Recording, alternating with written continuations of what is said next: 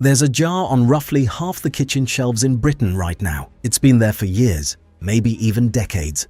It promises a quick, satisfying dinner. You probably haven't read the back of it properly since the day you first bought it, and that's exactly what this video is about. Today we're going through 8 UK pasta sauces, 6 that raised real questions and 2 that genuinely hold up. We looked at who owns these products, how they're formulated, what the additives are actually doing, how much salt and sugar land on your plate, what official food safety authorities have flagged, and whether the price you're paying reflects what's in the jar or what's on the label. Nothing here is based on scare stories or gut feelings. It's based on ingredient panels, nutrition data, Food Standards Agency alerts, and NHS guidance. If you've ever stood in the supermarket aisle wondering which jar to trust or whether any of them deserve trust at all, stay with us. Let's begin with the most recognizable name in British pasta night, Dolmio. The brand sits inside the Mars Food UK portfolio. Yes, the same company that makes confectionery, and it's been there for years, a fixture in millions of trolleys. The UK marketing has always been family-friendly. The jar feels familiar, trusted even,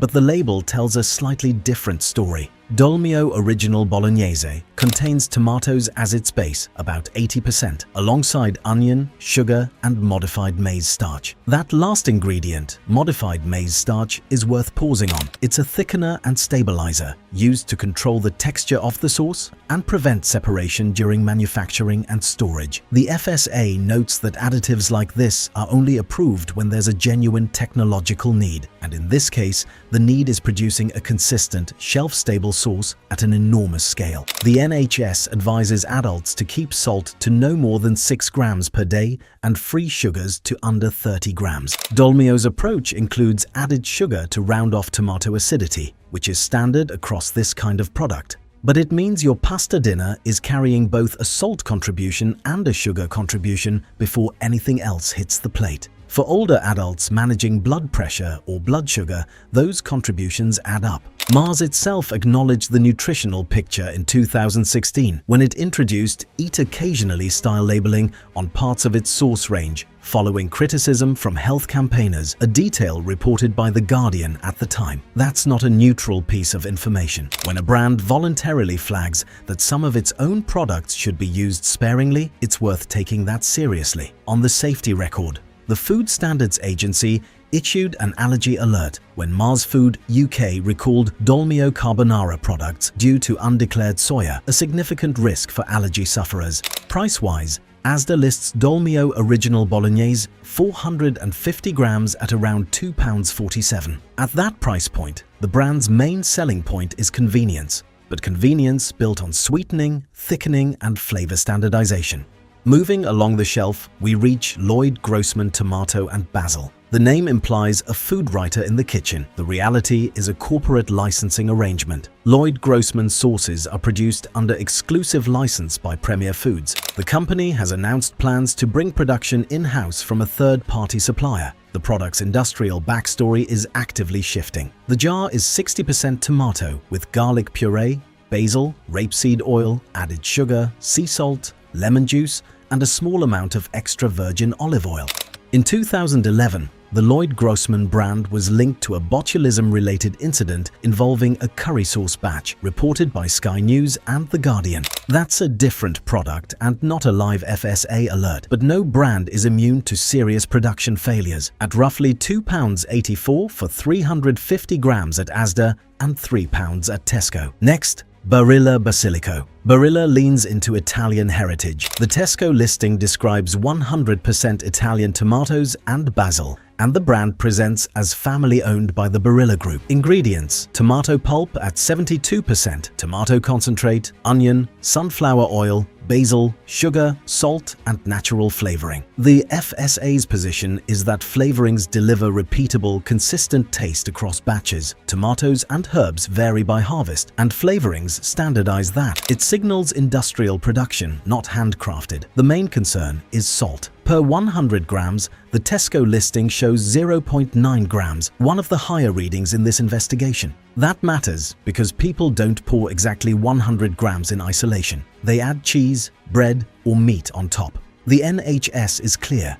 Most daily salt already comes from packaged foods, and adults should stay under 6 grams. At around £2 for 400 grams at Tesco. From tomato sauce to pesto, and Sackler reappears with a product that deserves its own scrutiny. Sackler's classic basil pesto. If tomato sauces are where sugar and salt hide in plain sight, pesto is where fat and salt can genuinely surprise you. And the numbers here are stark. Per 100 grams, Sackler Classic Basil Pesto contains 380 calories and 2.7 grams of salt. To put that salt figure in perspective, adults are advised to keep their total daily salt intake at 6 grams. A generous spoonful of pesto, the way many people actually use it, can represent a meaningful chunk of that daily allowance. The ingredient list is also worth examining carefully. Basil sits at 45.5%. That's genuinely high for a jarred product, but the oil base is primarily sunflower oil, not olive oil. Then come cheeses, cashews, salt, natural flavorings, sugar, potato flakes,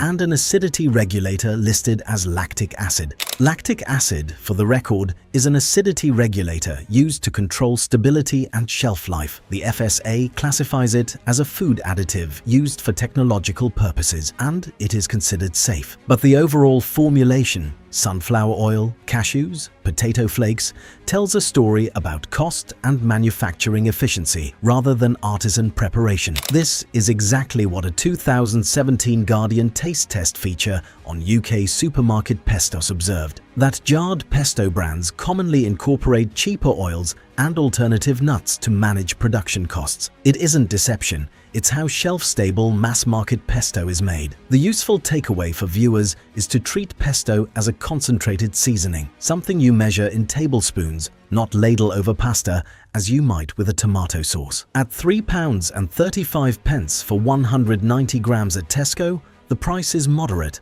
but the nutritional intensity is high. This is a product where portion discipline matters more than with almost anything else in this video. And now to the most significant safety story in this video. Waitrose number 1. Pesto alla Genovese. On paper, this is what health-conscious shoppers look for. Basil at 35%, extra virgin olive oil at 31%, toasted pine nuts, Parmigiano Reggiano, PDO at 9%, garlic puree and salt. Per 100 grams, 404 calories, fat at 39.7 grams, sugars at just 0.7 grams, one of the lowest readings in this investigation. Salt at 0.90 grams per 100 grams. So why is it here? Because the Food Standards Agency issued a product recall information notice after salmonella was found in specific batches. The FSA's guidance was explicit. Do not eat it, return it for a full refund. That notice is on the FSA website.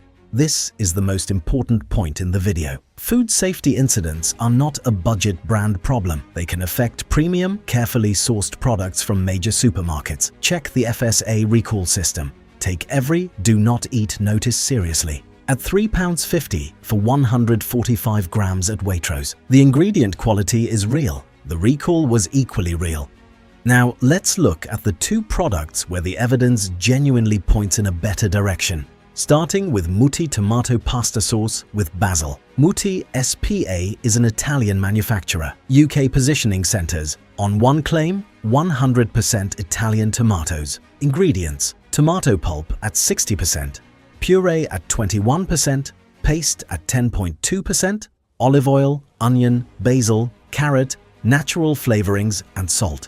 Combined tomato content, 91%. No added sugar. The sugars on the panel are naturally occurring from the tomatoes, exactly the distinction the NHS draws between free sugars and naturally occurring sugars. Naturally occurring sugars in fruit and vegetables carry a different dietary concern, and Mutti's formulation reflects that clearly. No industrial thickening either. Texture comes from tomato concentration, not starch. Salt sits at 0.81 grams per 100 grams, lower than Sackler's tomato sauce, lower than Barilla, lower than most products here. The relative comparison is favorable. No FSA recall alerts found.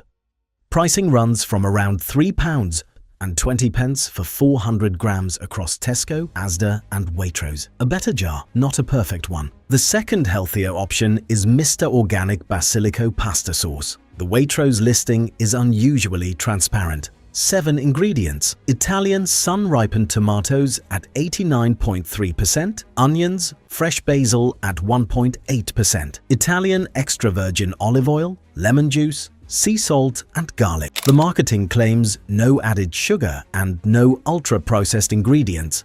The label supports both. Sugars read 5.6 grams per 100 grams, entirely naturally occurring from the tomatoes. A useful illustration of why UK nutrition labels need careful reading. High total sugars doesn't automatically mean sweetening. Salt is 0.48 grams per 100 grams, the lowest of all 8 products in this video. For regular pasta eaters, that gap accumulates weekly. For older adults monitoring blood pressure, it's a meaningful difference. No FSA recall alerts found. The Waitrose listing describes an organic farm in Pontinia, Italy. The limitation is price, at £3.25 for 350 grams. For frequent jarred sauce users where budget allows, the ingredient simplicity and low salt make it the clearest recommendation in this investigation. So, what patterns emerge when you look across all 8 of these products?